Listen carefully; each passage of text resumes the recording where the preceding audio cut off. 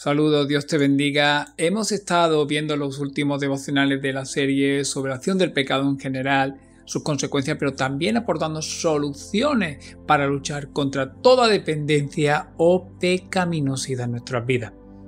Analizando que lo más importante es vivir a la luz de la palabra y bajo la dirección del Espíritu Santo. Ahora, vamos ya a adentrarnos en ver los distintos pecados respetables. Hoy vamos a comenzar con uno que quizás nos sorprenda encontrarnos aquí y se llama la impiedad. Quizás la impiedad es el pecado más básico y extendido entre todos los respetables. Podemos pensar que no, que sería el orgullo, el egoísmo, pero déjame decirte que la impiedad es la base del resto de los pecados más respetables. Nos es complicado considerarnos nosotros mismos como impíos. Nosotros somos cristianos, no somos ateos, no somos gente malvada, podemos pensar. Consideramos impíos a los que viven abiertamente conductas inmorales, pero puede ser que tengamos una confusión conceptual y tengamos la tendencia a igualar maldad con impiedad. Mira lo que dice Pablo en Romanos 1:18. Porque la ira de Dios se revela desde el cielo contra toda impiedad e injusticia de los hombres, que detienen con injusticia la verdad. Hay una diferencia entre lo que es impiedad por un lado e injusticia por otro. La primera, la impiedad, describe una actitud hacia Dios. La injusticia, por el contrario, se refiere a un pecado que se comete o puede que sea un pecado de pensamiento u omisión. Impiedad se podría definir como la falta o carencia de un sentimiento de veneración, amor y respeto por alguien o algo que se considera sagrado. Por lo tanto, sería un estilo de vida que no toma en cuenta a Dios, ni su voluntad, ni su gloria, ni la dependencia de Él. Siendo de esta forma es muy fácil ocultarla.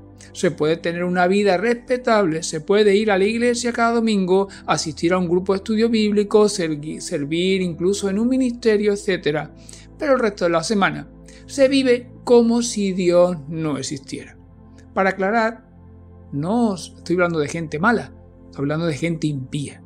No, los cristianos no somos así.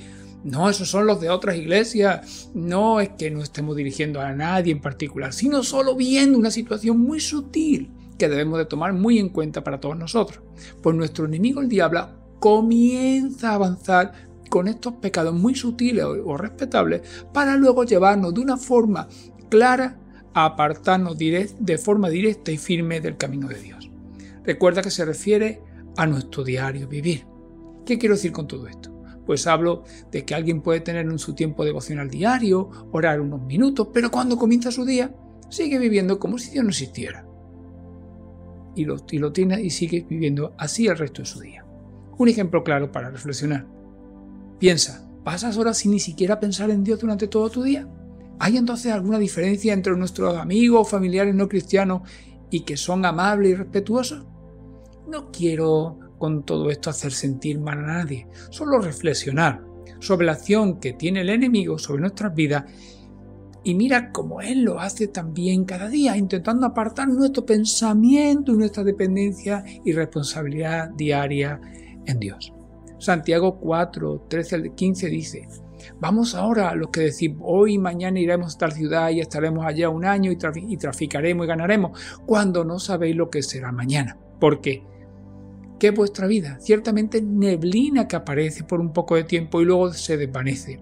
En lugar de lo cual deberíais decir, si el Señor quiere, viviremos y haremos esto o aquello. Aquí Santiago no estaba considerando o condenando a nadie pecaminoso por abrir un negocio o emprender o no un proyecto. Estaba hablando de aquellos que nada tenían en cuenta a Dios para eso.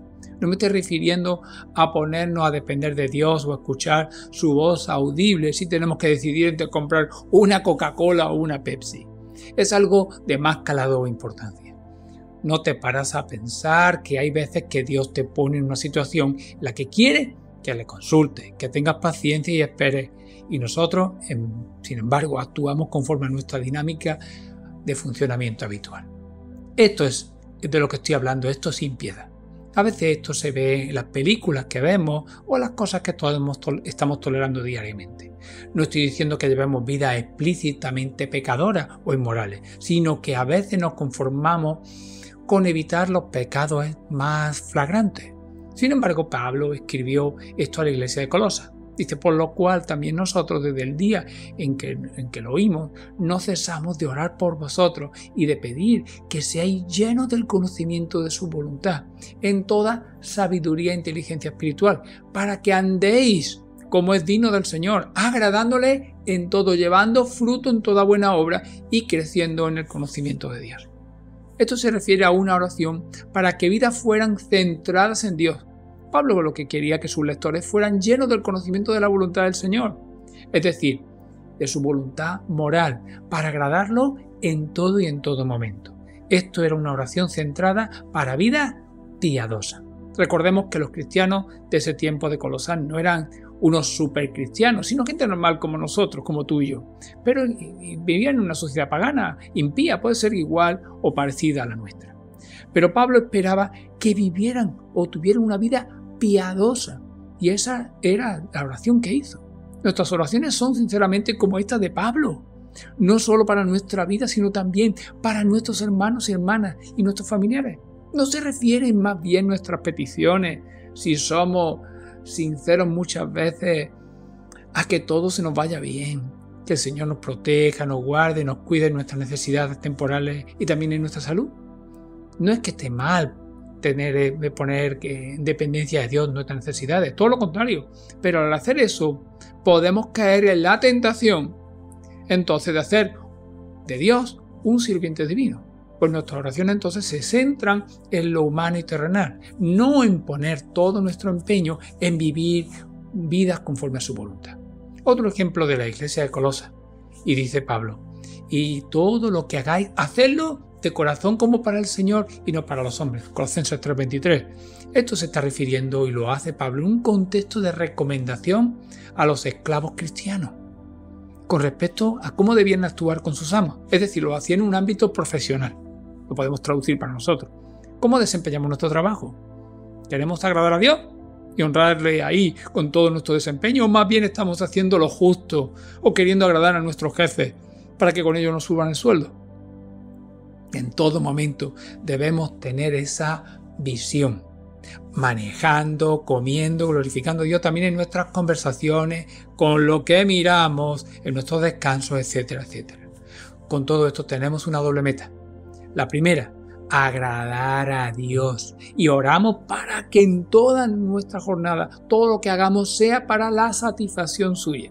Y en segundo lugar, para que con nuestra actitud los demás puedan ver y haya una conexión completa entre lo que nosotros decimos con nuestra boca y lo que hacemos.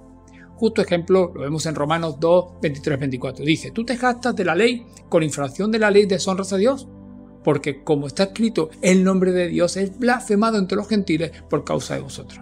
Quizá el término blasfemia a Dios no se supone muy fuerte, pero si somos padres y nuestro comportamiento ante nuestros hijos no es muy cristiano, que digamos, vemos que con ello estamos blasfemando su nombre. Una muestra de cómo está nuestra piedad es hacerte esta pregunta. ¿Diariamente le estás pidiendo al Señor que te llene de su presencia, te guíe y te examine en todos tus pasos, en todos tus pensamientos y decisiones? Quizás estamos descuidando un poquito nuestra relación personal con Dios y la conformamos a los estándares del mundo.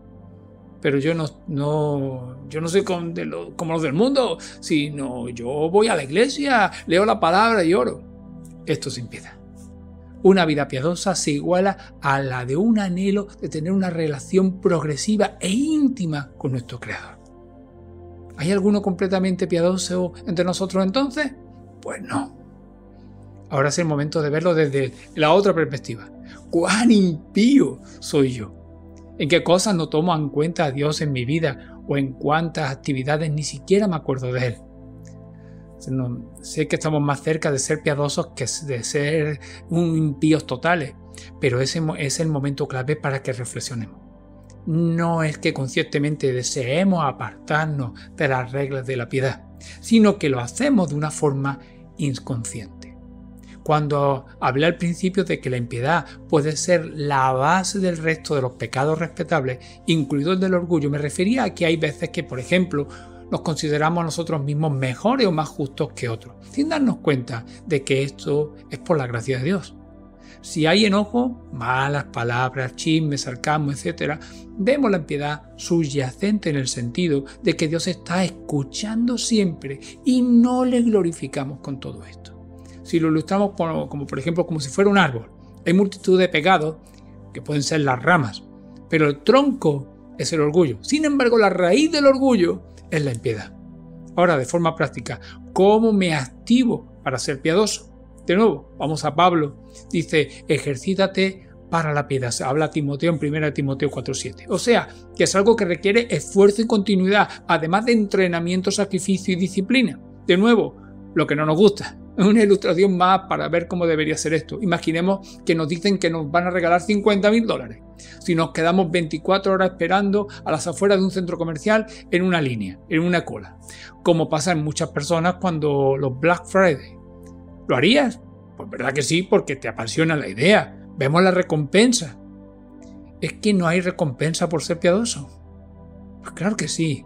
Primero, somos responsables ante Dios y Él nos está viendo y encima le tendremos que dar cuentas a Él tarde o temprano. Y segundo, esto nos permitiría o nos va a permitir tener una relación mucho más directa y fortalecida con nuestro Creador. Algunos pensamos o decimos que ya no tenemos o perdimos nuestro primer amor. Y esta es la respuesta a por qué esto ocurrió, pero también la forma de volver a recuperarlo. Examinémonos cada uno de nosotros, veamos en qué grado estamos. Pidámosle a Dios que nos examine y nos haga ver en qué situaciones cada uno de nosotros, tú y yo, debemos de cambiar y dejar atrás ciertos comportamientos o actitudes. Pero sobre todo, oremos para que Dios nos ayude a ser más conscientes de que la impiedad es un pecado y que debemos vivir esta vida para que cada día que Él nos regala, lo hagamos de una forma que le agrademos, que le honremos. Dios conoce tus motivaciones, tus deseos y tus anhelos.